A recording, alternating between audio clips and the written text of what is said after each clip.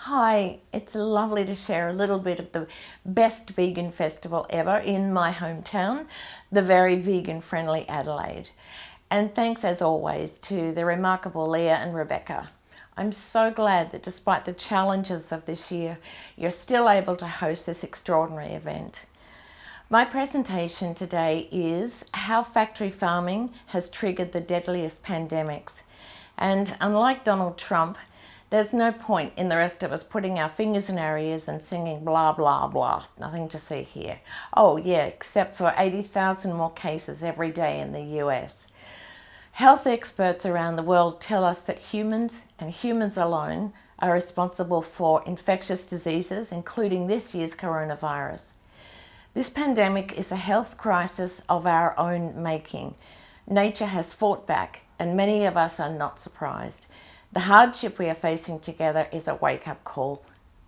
What people choose to do when they eat dairy and meat products is bury their heads in the sand, not think about the living animal their food once was.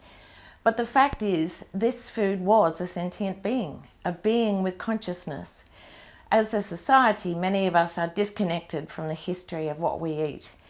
If we refer to, for example, burgers as cow burgers and pig burgers, consumers would be able to reconnect food to a living animal, which would hopefully lead to a decrease in multinational corporations' profits. Our demand for meat, dairy and eggs led to factory farming in World War II. It's an approach to animal agriculture said to maximise production while minimising costs. The coronavirus pandemic, however, is evidence that this is simply not true. Factory farming has taken a toll on the planet and has led to the development of antibiotic-resistant bacteria. This could ultimately mean the end of humans as a species.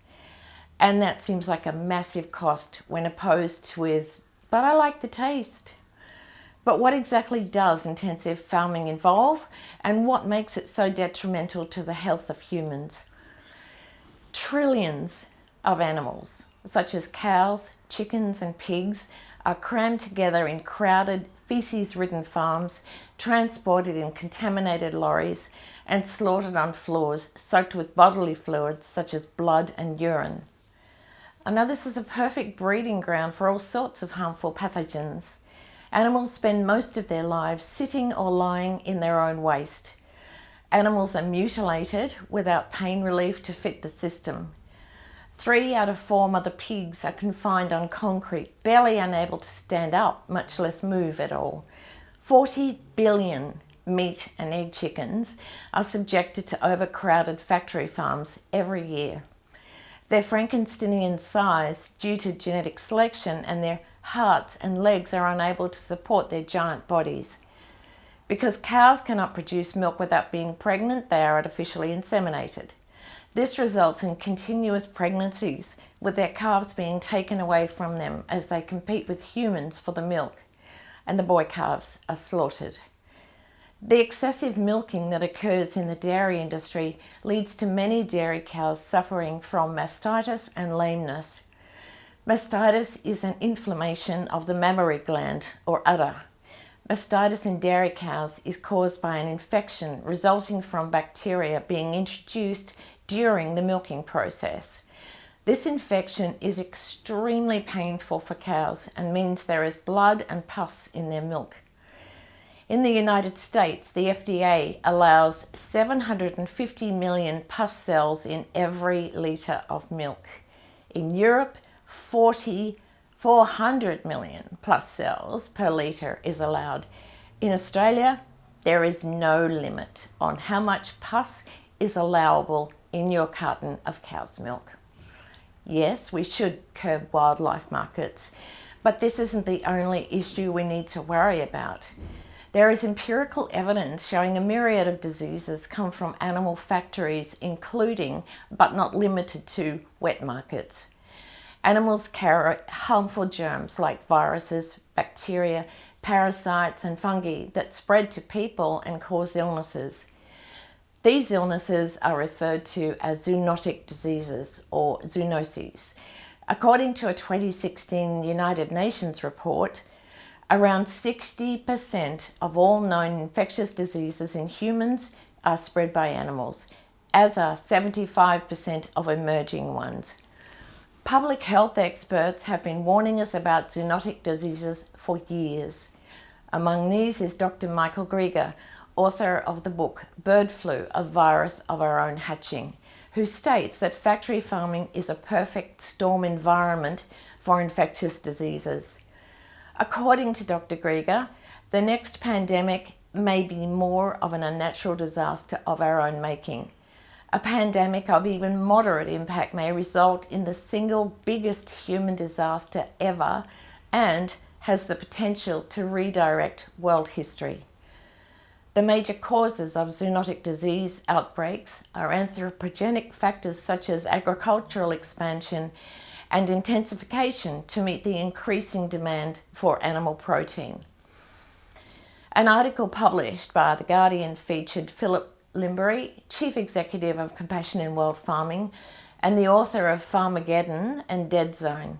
Lynder states, "Every day there is a new confirmation of how destructive, inefficient, wasteful, cruel and unhealthy the industrial agriculture machine is. We need a total rethink of our food and farming systems before it's too late." Lynder goes on to discuss the myth that factory farming saves space. He says, on the surface, it looks plausible because by taking farm animals off the land and cramming them into cages and confinement, you are putting an awful lot of animals into a small space. But what is overlooked in that equation is you are then having to dedicate vast acreages of relatively scarce arable land to growing their feed. The crops fed to industrially reared animals worldwide could feed an extra 4 billion people on the planet.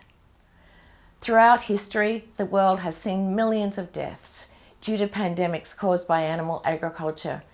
Severe acute respiratory syndrome, or SARS, in 2003 spread from civet cats and bats in China.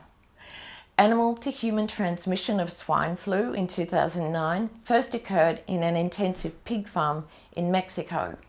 Now evidence suggests that the new disease COVID-19 caused by the virus SARS-CoV-2 has come from animals.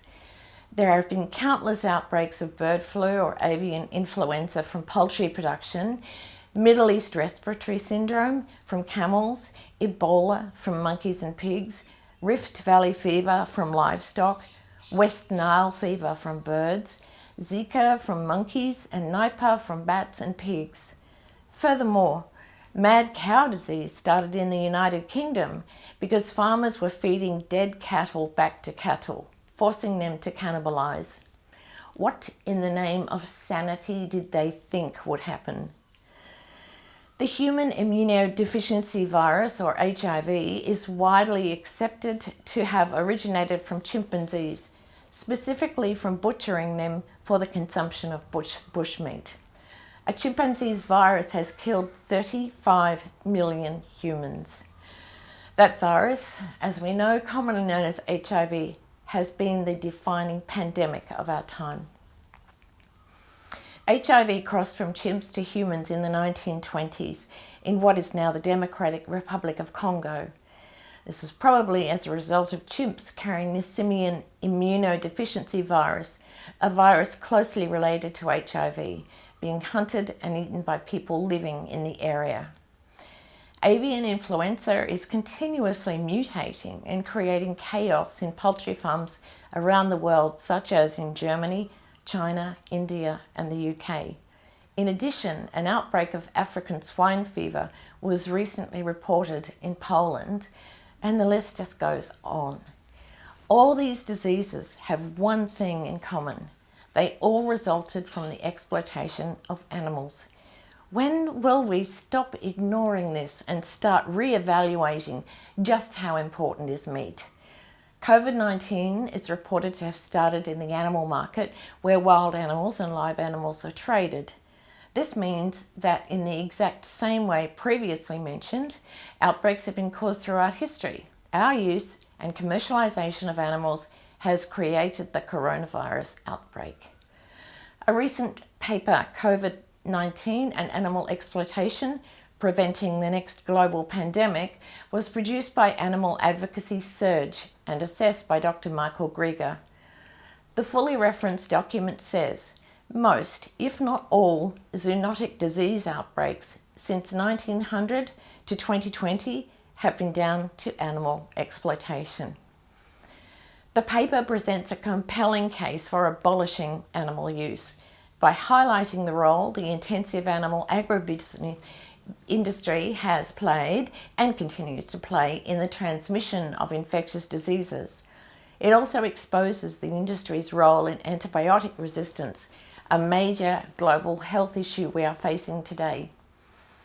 A recent Washington Post, some 80 billion land animals are slaughtered for meat each year around the world. Most livestock is factory farmed, an estimated 99% in the United States and 74% around the world. That entails crowding thousands of animals inches from each other in ghastly conditions that are almost designed to incubate viruses and encourage them to spread, getting more virulent with each hop. Biologist Rob Wallace says, factory farms are the best way to select for the most dangerous pathogens possible. As stated in a recent article published by The Guardian titled, We're Modern Slaves, How Meat Plant Workers Became the New Frontline in COVID-19 War. Workers describe patterns of negligence at plants run by America's biggest food manufacturers. The article goes on to explain that the first COVID-19 death at the Tyson Foods poultry plant in Camilla, southwest Georgia, was almost hidden from the public. Tara Williams, who worked in the deboning section of the factory, described the management's reaction to the death of her co-worker, Eloise Willis, from COVID-19. She stated that it was like they were keeping a secret. It took them about 2 weeks to just put a picture up to acknowledge she had died. According to meat worker unions, by September, 42,534 meatpacking workers had tested positive for the coronavirus in 494 meat plants, and at least 203 people died. I don't know the current figures, given that the US is getting around 83,000 new cases per day. Meat workers around the world have become epicenters for COVID. Coronavirus has revealed to us just how irresponsibly we spend our money on the animal agriculture industry. Globally, we spend hundreds of billions of dollars on subsidies and bailouts for an industry that just wouldn't survive in the free market, further highlighting how absurd and illogical this system is. In fact, Trump recently signed a $19 billion bailout to the industry. And here in Australia, dairy and meat industries are constantly being bailed out, and I've yet to hear of an avocado or tomato farmer getting that kind of support. Throughout COVID, there has been a rise in the demand for plant-based food, with new estimates stating the plant-based food industry could be worth around $6 billion by 2030. As a result, the animal agriculture industry has been campaigning to get people to consume more animal products. If we look at those who are most at risk of dying from coronavirus, elderly people accepted, it is those suffering from health conditions such as heart disease. And how do we get heart disease? From the consumption of animal products, including meat, dairy, and eggs. This is because only animal products contain unhealthy components such as cholesterol, trans fats, hormones, and antibiotics. Heart disease can actually be reversed through a whole foods plant-based diet. And you won't hear that from dairy and meat companies whose sole purpose is the highest profit possible, no matter the cost to animals, the environment, and humans. In saying this, the coronavirus isn't the only pandemic we should be concerned about. Dr. Grieger has said in an extreme warning, an apocalyptic virus from chicken farms could dwarf the coronavirus pandemic and kill half of the world's population. The scientist has written a new book called How to Survive a Pandemic, where he details that as long as there is poultry, there will be pandemics. In the end, it may be us or them. During the H5N1 bird flu in Hong Kong in 1997, the government killed 1.3 million chickens in an attempt to eliminate the virus. Although the virus has never been fully defeated, as outbreaks occurred again in 2003 and 2009. There is a strong link between the emergence of highly pathogenic avian influenza viruses and intensive poultry production systems, as happened in this country this year.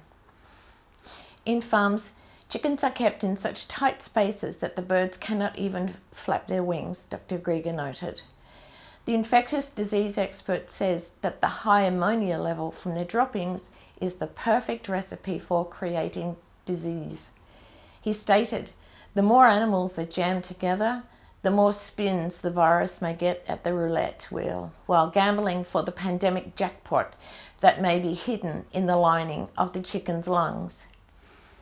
A pandemic far worse than what we've seen with COVID-19 could be right around the corner if we don't put an end to intensive farming now.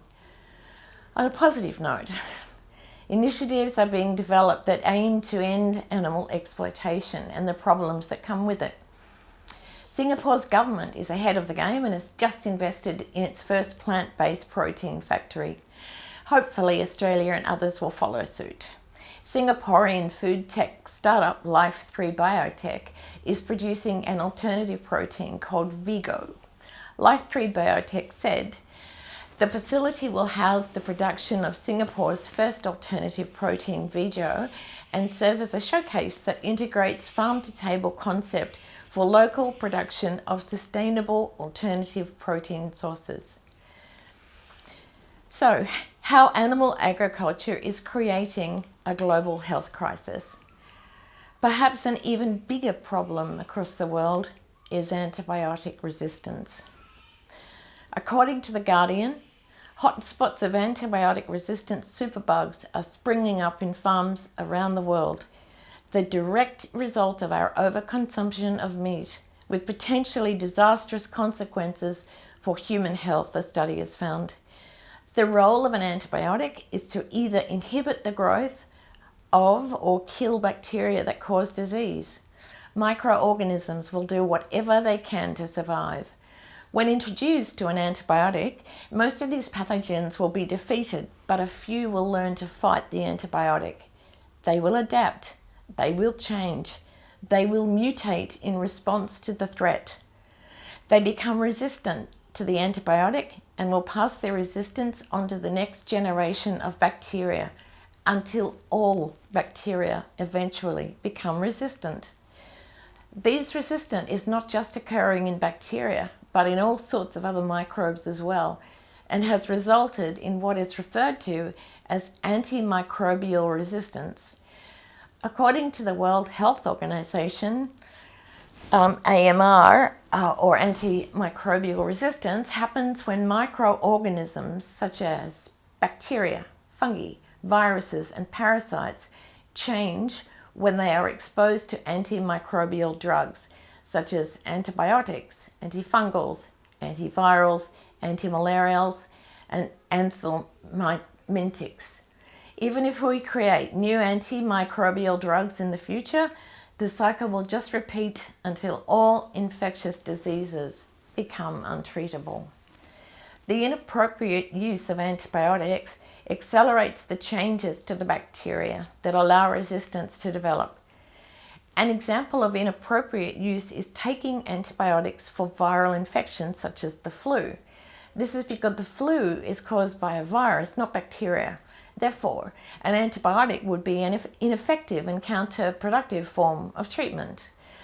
However, the overuse of antibiotics in animal farming is the major factor that has contributed to dangerously high levels of antibiotic-resistant bacteria that exist today. In the US, 80% of all antibiotics sold are used on animal farms. In Europe, animals use more antibiotics than humans. Globally, agricultural antibiotic use exceeds human consumption. Most animals get antibiotics every single day.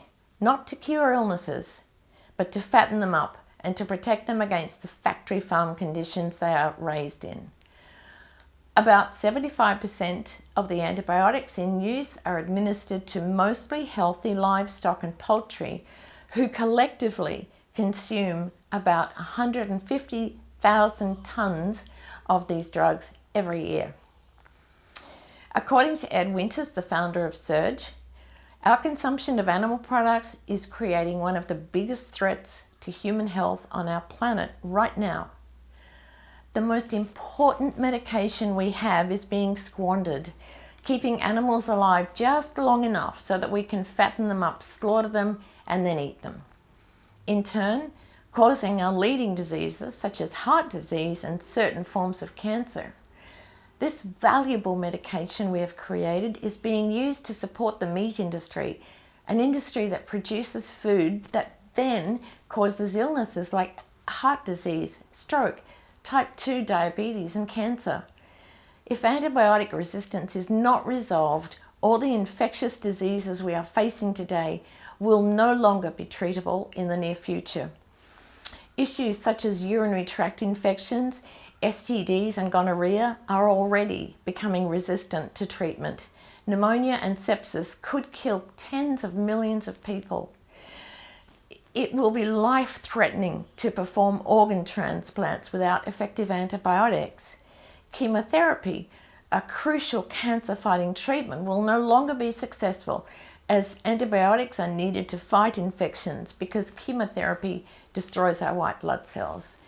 Hip and knee replacements and dental work will become extremely dangerous. The so-called miracle of modern medicine that we currently just take for granted will no longer be saving lives. Currently, about 700,000 people around the world die due to antibiotic-resistant diseases every year. The number of people being killed by antibiotic resistance greatly exceeds the number of people at risk from the coronavirus, yet many have never heard of this serious problem. New antibiotic growth promoters led to a rapid expansion of antibiotic consumption around the world. The overdependence on antibiotics led to their overuse, which then led to the development of antimicrobial resistance. By the mid-1950s, there were many concerns about antimicrobial resistance and a great deal of conflict resulted. This wasn't the only problem. In the US and West Germany, there were public concerns about antibiotic residues found in animal products.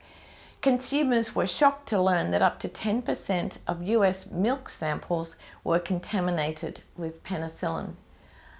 Those residues occurred because of overdosed mastitis treatments and illegal antibiotic sprinkling into milk to delay spoilage.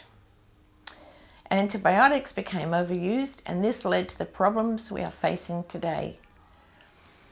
In 2019, researchers found that antibiotic resistance in livestock was most widespread in China and India, with Brazil and Kenya emerging as new hotspots. It was found that a smorgasbord of antibiotic consumption for livestock that has nearly tripled the occurrence of antibiotic resistance in disease-causing bacteria between 2000 and 2018. China and India farm more than half the world's pigs and chickens, but there are currently no strict controls on antibiotic use. With antibiotic-intensive production systems being exported all around the world, this issue could be drastically impact the global population. Researchers say antibiotic resistance is of great public health concern because the antibiotic-resistant bacteria associated with the animals may be pathogenic to humans, easily transmitted to humans via food chains, and widely disseminated in the environment via animal wastes. These may cause complicated, untreatable, and prolonged infections in humans, leading to higher healthcare costs and sometimes death. The concern for human medicine is that antibiotics such as avoparcin and virginiamycin, select for resistance to drugs that are reserved for infections caused by bacteria resistance to multiple other antibiotics known as the last line antibiotics. And these last line antibiotics are truly the most important drugs used to treat life-threatening infections from multi-resistant pathogens. After sustained pressure about this issue, the European Union decided to suspend the use of avoparcin as an in-feed antibiotic. It was also withdrawn from the international market, including Australia. Europe has suspended other in-feed antibiotics, such as virgin mycin, tylosin, spiromycin, and bacitracin. Antibiotic resistance is a major problem for Australia in particular. Australia's most comprehensive report on antibiotic resistance was released by AURA and found that in 2014, 10.7 million Australians were prescribed antimicrobials. That's the equivalent to 46% of the population. This makes Australia one of the highest prescribers of antibiotics in the world. The report also found that in 2014, Australia had the highest rates of vancomycin resistance in Enterococcus faecium in the world. An article published by The Guardian titled "Secrecy Surrounding Antibiotic Use on Australian Farms Sparks Superbug Fears," and it discusses the lack of transparency about how superbugs could spread throughout the food supply. Professor Peter Collingen, an infectious diseases physician and microbiologist, states, "There is a lack of appropriate controls in Australia for antibiotic use in food. In humans, you need prescriptions so we can get that data, but in food and animals, we don't know because there's no mechanism to get the data, and manufacturers cite commercial confidence." In other countries, antibiotic-resistant E. coli in the chicken supply has been found. In Australia, however, those exact same drugs are being used in pigs and cattle, and we are not being made aware of how much is used.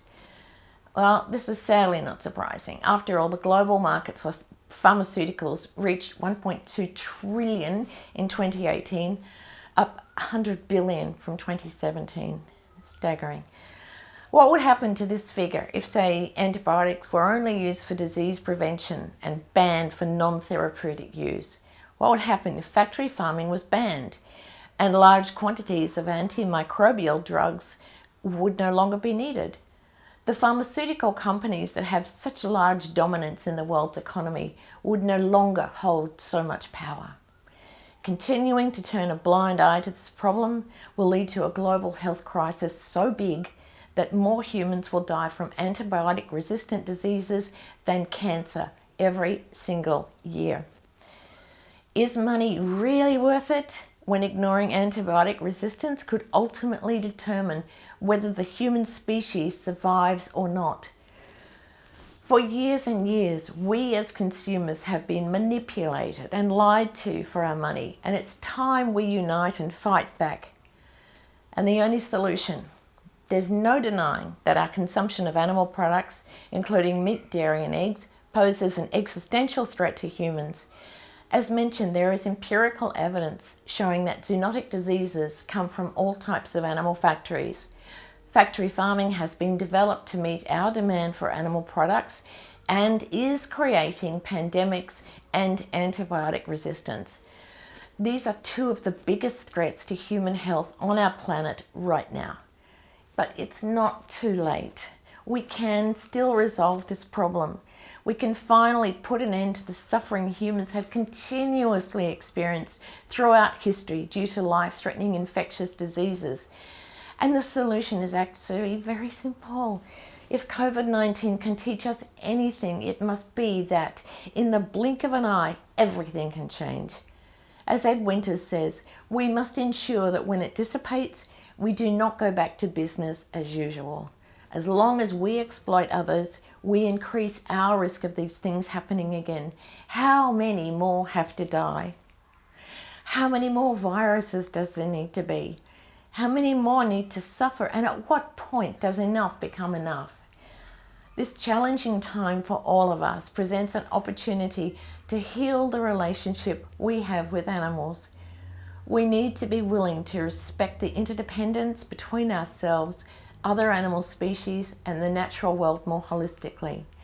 Winters further adds, we share this planet together as a species, but also among others as well. Let us use this crisis to learn from our mistakes. Let us learn to treat everyone who lives here with respect and to also respect the planet itself.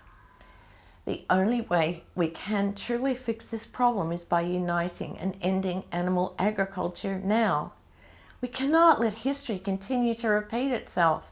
For as long as we abuse animals in this manner, these problems will only get worse.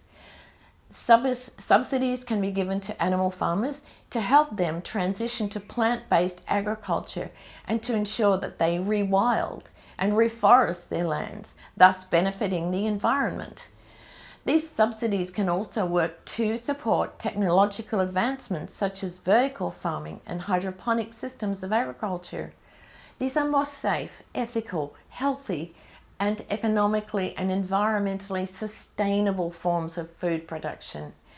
According to Philip Lynder, CEO of Compassion in Wild Farming, in the long term, regenerative farming is our only hope and a movement whose time has come. If we have the strength and capacity to shut down our world for months on end, then surely we have the power to slightly change our diets for the better. All it takes is a small choice 3 times a day to eat more thoughtfully. By going vegan and enjoying all the beautiful plant-based foods that are now so readily available in our world, you will not only be reducing your risk of non-infectious diseases like heart disease and cancer, but you'll also be helping to eliminate infectious zoonotic diseases. Your body will thank you, the planet will thank you, your children will thank you, and the animals will thank you. You can be a hero. You have the power to save future generations from a dark world full of pandemics and disease. You can create a peaceful world that minimizes the suffering of everyone. Thank you for sharing some time with me, and I hope you're having a glorious time at the festival. I wish I was there, and I hope all of you have at least 6 cupcakes on my behalf. Okay, thanks. Bye.